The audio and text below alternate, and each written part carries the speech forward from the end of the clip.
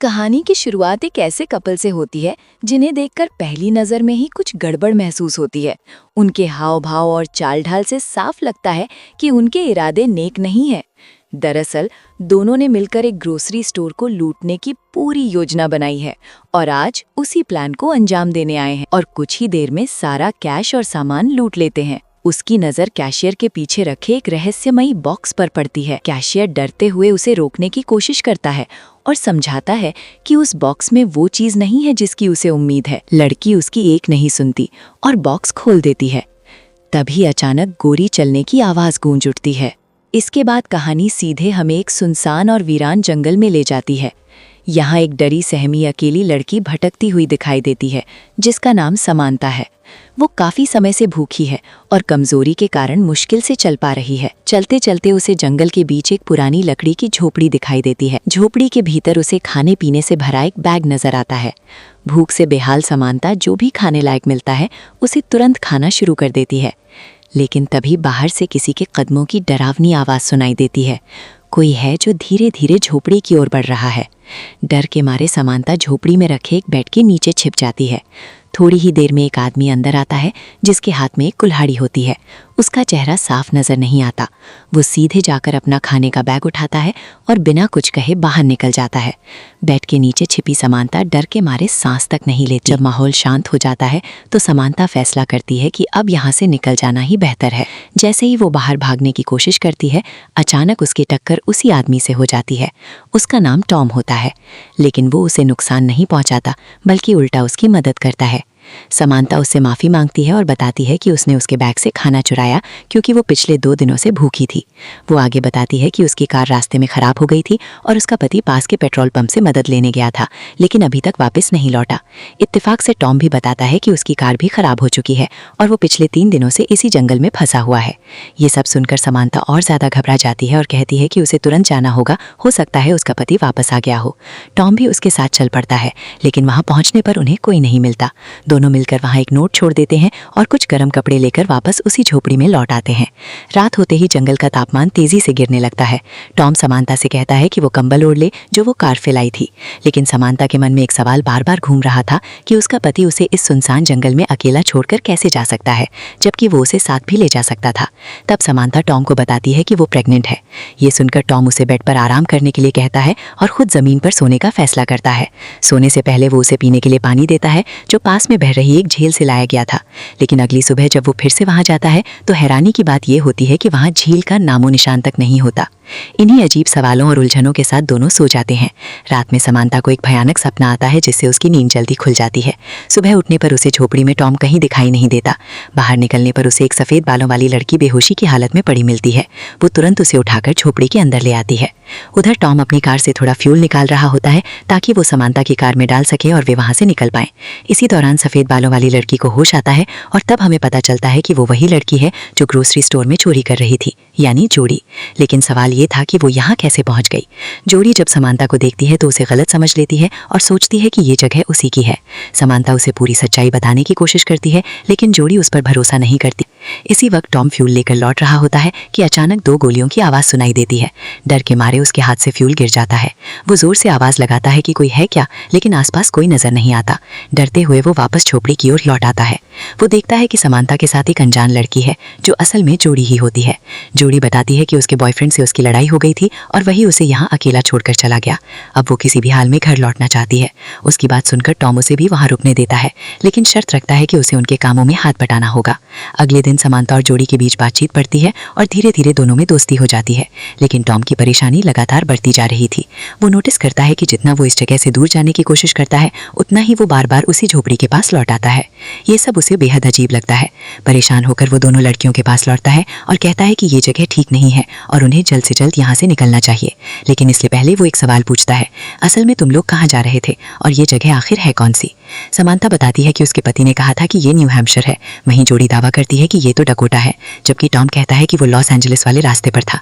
इन अलग अलग जवाबों के बाद अब तीनों को समझ आ जाता है कि वे किसी बहुत बड़ी और रहस्यमयी मुसीबत में फंस चुके हैं। इसलिए टॉम ये फैसला करता है कि अगली सुबह वे जितनी दूर तक जा सकते हैं सीधे चलते रहेंगे, ताकि या तो किसी इंसान से मदद मिल सके। रात होने पर एक और अजीब घटना घटती है। जोडी और टॉम दोनों को बिल्कुल एक जैसा डरावना सपना आता है, जिसमें कोई उन्हें इंजेक्शन लगा रहा होता है। वही समानथा को भी ऐसा ही सपना आता है, जिसमें वो दर्द से तड़प रही होती है। सुबह होते ही तीनों अपना सामान समेटते हैं और आगे बढ़ना शुरू करते हैं। रास्ते में समानथा और जोडी के बीच बातचीत होती है, जिसमें समानथा अपने अतीत के कुछ दर्दनाक पन्ने साझा करती है। वो बताती है कि उसकी माँ ने उसे जन्म देते समय दम तोड़ दिया था। तभी अचानक जोडी का पैर किसी सख्त चीज से टकराता है और वो गिर पड़ती है। उसी वक्त उसकी जेब से पैसों की एक मोटी गड्डी जमीन पर गिर जाती है। ये देखकर टॉम चौंक जाता है और तुरंत पूछता है कि उसके पास इतना पैसा कहाँ से आया।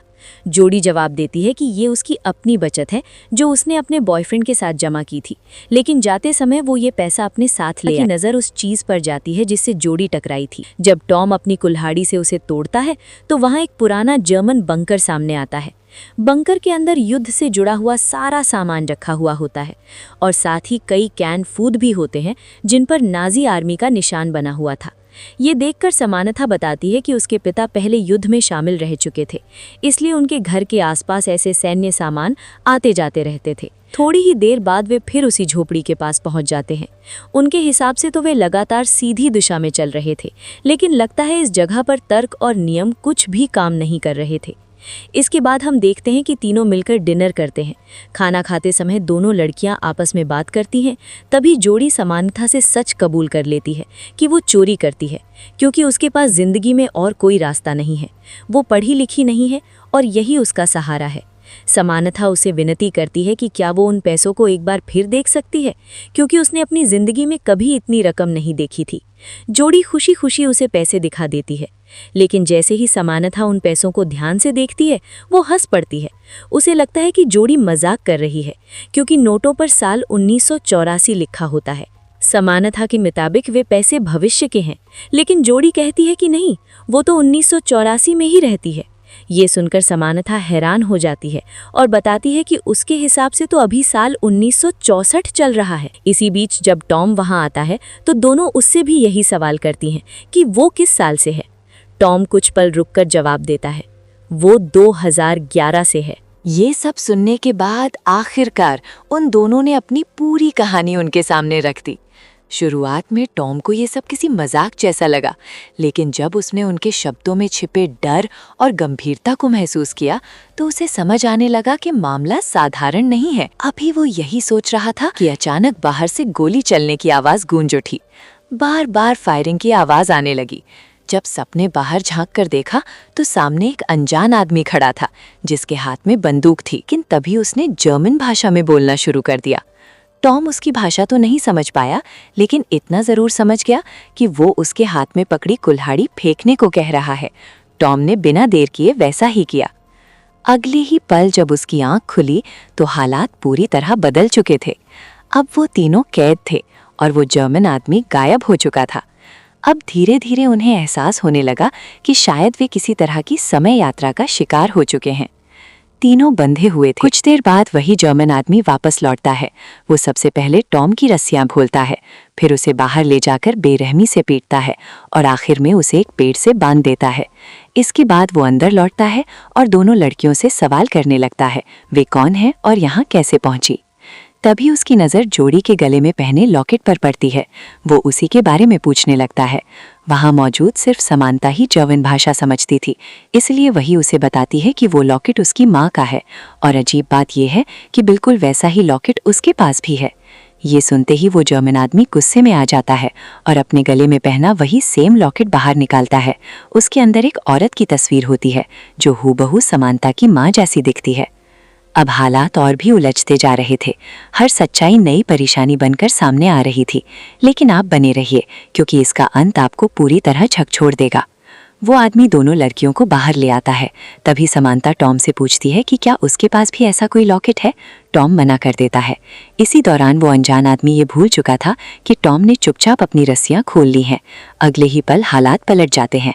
अब वही आदमी बंधा हुआ था, उसी हालत में जिसमें उसने इन तीनों को रखा था। लेकिन वहां खड़े ये तीनों अपनी ही उलझनों में डूबे हुए थे, क्योंकि अब उन्हें ये पूरी गुत्थी धीरे धीरे सुलझती हुई नजर आ रही थी। समांता का साफ कहना था कि उस आदमी के लॉकेट में लगी तस्वीर उसकी माँ की है, लेकिन टॉम इस बात को मानने के लिए तैयार नहीं था। तभी जोड़ी ने कहा कि वो तस्वीर उसकी नानी की है। ये सुनते ही टॉम के होश उड़ गए। यहीं पर उस अनजान आदमी की पहचान भी सामने आती है, जो हमें समांता बताती है। उसका नाम था जो, और वो कोई और नहीं बल्कि उसका पिता था। लेकिन कहानी यहीं खत्म नहीं होती।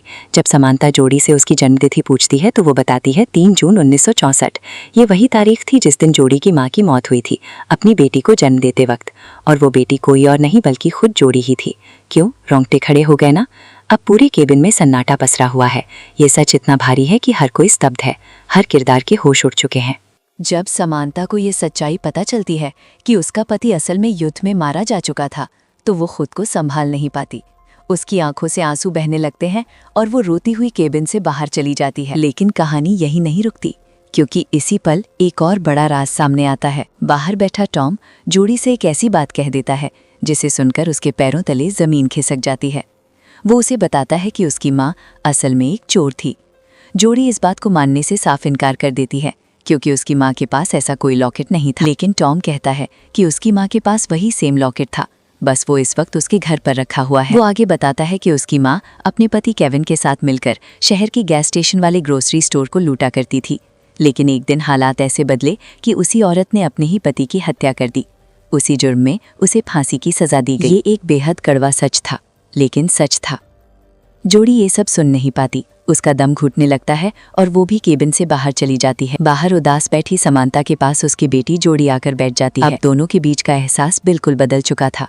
पहले जैसा कुछ भी नहीं बचा था। समांता को जब से ये पता चला था कि वो अपनी बेटी को जन्म देते वक्त मर जाएगी, उसकी तो पूरी दुनिया उजड़ गई थी। हालांकि वो इस बात से खुश थी कि उसकी बेटी जिंदा रहेगी और आगे चलकर उसके नाना नानी उसका ख्याल रखेंगे। समांता बताती है कि उसके पिता की मौत 14 मई को पोलैंड में एक एयर स्ट्राइक में हुई थी, और आज की तारीख भी 14 मई ही थी, और वो जगह पोलैंड। मतलब उनके पास मौका था।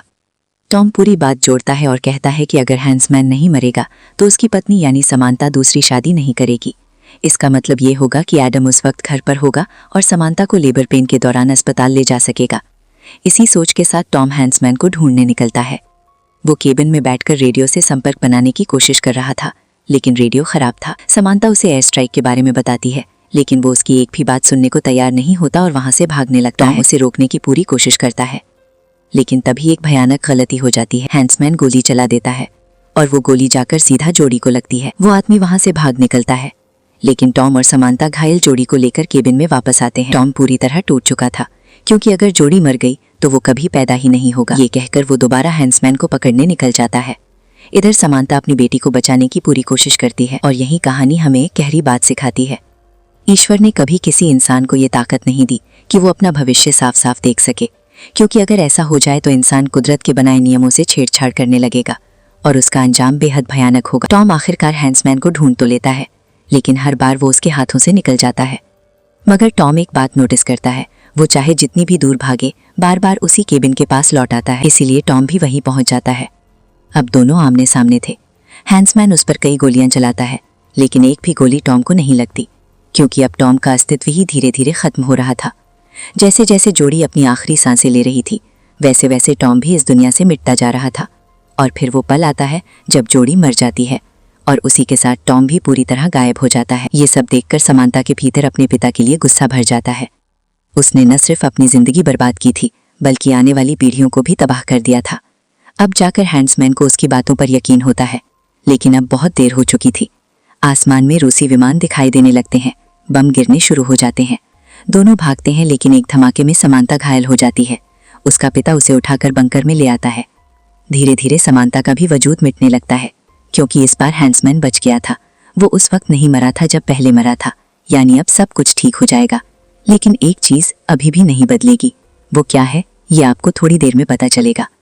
अब सीन शिफ्ट होता है और हम फिर उसी समय में पहुंचते हैं जहां से कहानी शुरू हुई थी, लेकिन इस बार सब कुछ बदला हुआ है। जोड़ी उसी ग्रोसरी स्टोर में जाती है, लेकिन अब वो एक अमीर पढ़ी लिखी लड़की है। जब वो बाहर निकलती है तो उसे केविन दिखाई देता है। वो अपनी किसी और गर्लफ्रेंड के साथ वही सब करने वाला है। इसका मतलब साफ है, जोड़ी और केविन कभी मिले ही नहीं, और इसीलिए टॉम कभी पैदा ही नहीं होगा। और ऐसा इसीलिए हुआ क्योंकि समांता अब जिंदा है। अगले सीन में हम उसे देखते हैं, उसके हाथ में उसके पिता की अस्थियां हैं, जिन्हें वो पूरे सम्मान के साथ 1964 में श्रद्धांजलि देती है। आखिरी सीन में हम फिर उसी स्टोर में पहुंचते हैं, जहां केविन की नई गर्लफ्रेंड अमीली सब कुछ लूट लेती है, लेकिन अंत में उसका भी लालच खत्म नहीं होता। उसकी नज़र कैशियर के पीछे रखे उसी रहस्यमयी बॉक्स पर पड़ती है। वो उसे खोलने को कहती है। कैशियर उसे चेतावनी देता है, अगर उसने ऐसा किया तो अब कुछ भी ठीक नहीं होगा, लेकिन वो नहीं मानती और अगले ही पल एक गोली चलती है और यहीं पर इस कहानी का अंत हो जाता है।